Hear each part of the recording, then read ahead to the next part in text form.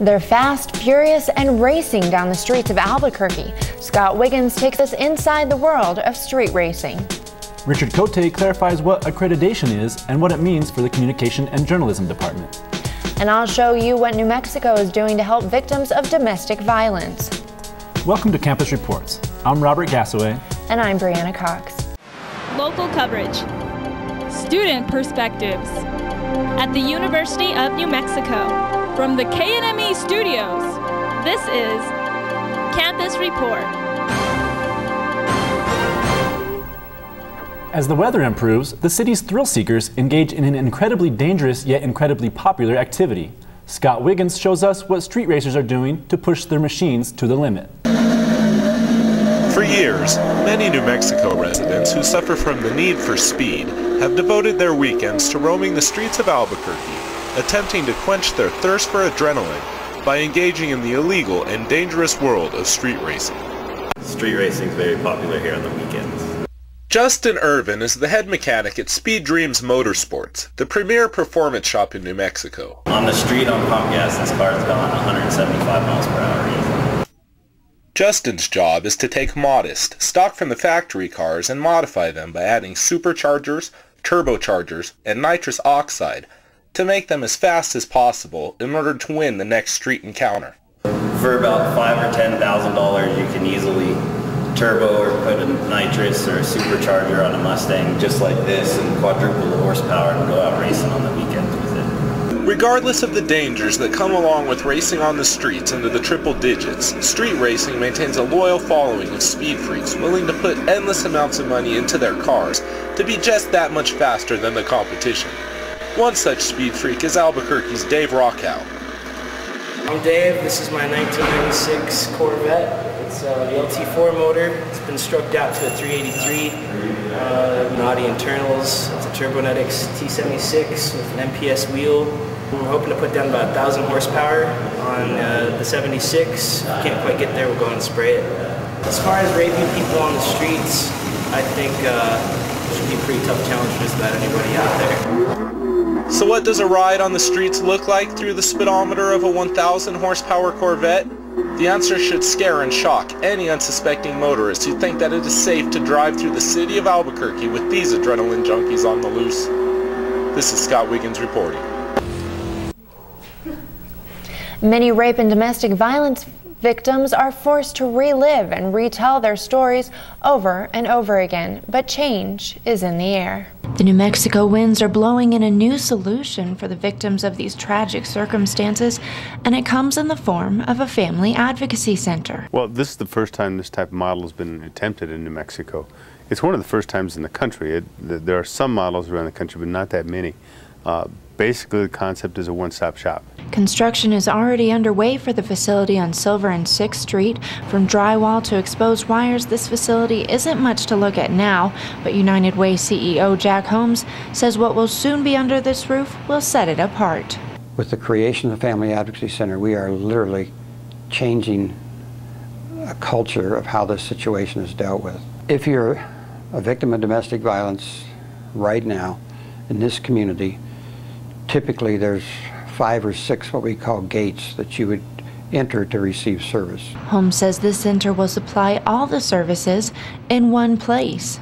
You come to the Family Advocacy Center, all of those pieces are there in that building. We'll have the district attorney there, we'll have a case management there, we'll have the advocate there, and we'll have rooms set up for forensic medical exams, and we'll have rooms with cameras. Chavez and Holmes agree this center will be unlike any other in the state. Well, the announcement of this Family Advocacy Center should be very good news for future victims.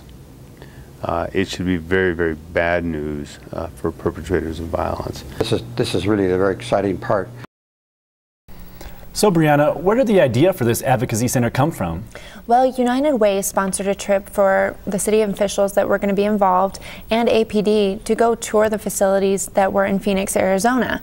So they were able to go down there and kind of get a feel for what it was going to look like, and that kind of inspired them to come back here and do one here in Albuquerque. So when a victim of domestic violence goes to the safe house, what can they expect?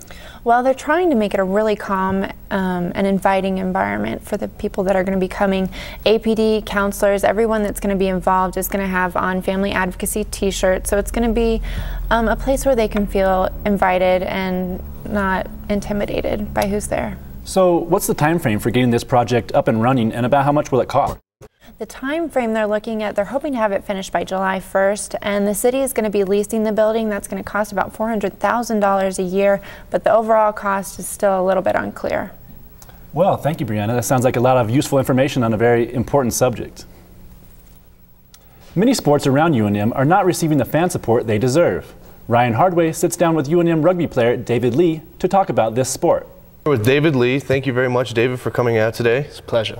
Now, I understand you're an exchange student from England who's come down to the University of New Mexico. Tell me a little bit about what you like about America so far. You know, you guys have got some nice cars, some pretty girls. What more can I say, you know? All right, great. So you're enjoying your time Very much here. so, yeah. Great. Now, I also understand you're playing for the University of New Mexico rugby correct, team. Yes. How long have you been on the team so far? Pretty much since I got here. You know, really? I had shoulder surgery last summer, and they sorted me out, and since then I've been playing. Okay, and did you play in England as well? Yes, I've been playing from quite a young age. Okay, now UNM rugby is not a big sport. It's not a real big fan getter. But tell me a little bit about what you think you could do, or that we could do to get some people to come out. You know, I believe if people just actually knew we were having games, then they would come out. You know, if the university maybe publicised a little more.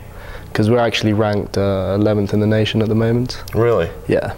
And maybe if Lobo Louis came to be at our games. Yeah, I think that might help out that would sometimes. help, yeah. But also, now the rules in England, are they a lot different than in? They're standardised. They're standardised. So, yeah. So what does that mean? It just means that they apply. There's an international code of rules that apply in every country. Okay, so if it's, what do you think makes it more of a crowd pleaser in England versus here? I believe it's just ingrained in the culture, you know. Like, we play in school, we play at university, then we go and watch. If we don't make it to the big time, you know, it's kind of the same with football here.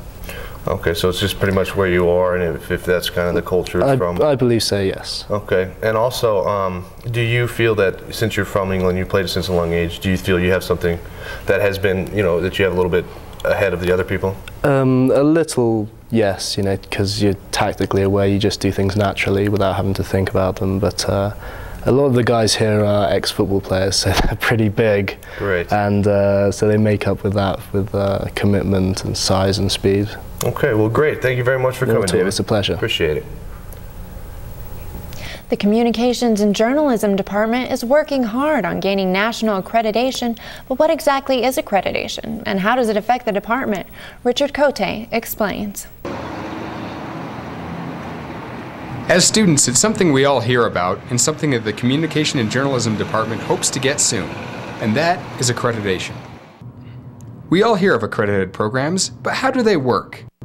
I asked some people on campus what accreditation meant. Here's what they had to say. Accreditation means when a program is officially accepted as being part of an organization that sets the program standards and the prerequisites for the success of a program, whether advertising, journalism, within a university. So it's always good to be accredited. It gives it that much more credibility, let's just say, for how good the program is. An organization like a professional organization with the major will, I guess, evaluate the program, check the curriculum, and then award accreditation if the program is up to spec. Carolyn Kanata-Wengi has been working with fellow faculty members to get the department ready to apply for accreditation. The thing about accreditation, and the reason why there's always lots of debate over it, and you'll hear people say, oh, I can't believe you didn't go to an accredited school, and so on and so forth. The university as a whole is accredited. This is an accredited institution, but then each department, by their particular areas of major and study, can go for individual accreditation. If the university itself is accredited, why does it matter if the department is? Accreditation in the broad sense helps us as a department make sure that we're giving our best to our students.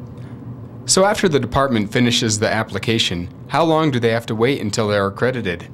It is our hope to have our site visit this fall and have our accreditation be accredited by the council early spring.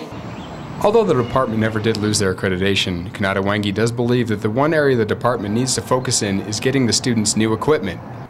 The new C&J Department building will give the students that new equipment. Because we got some extra funds through various ways, through the Dean of Arts and Science and so on, she was very much a big part of us getting our accreditation. And so the building has a large part to do with it in that way. The new building is supposed to be finished by the end of the school year, but for now the C&J Department will work on getting that accreditation, even with the department being spread out among campus. This is Richard Cote for Campus Report. That's all for this edition of Campus Report. I'm Breanna Cox. And I'm Robert Gassaway. Good night.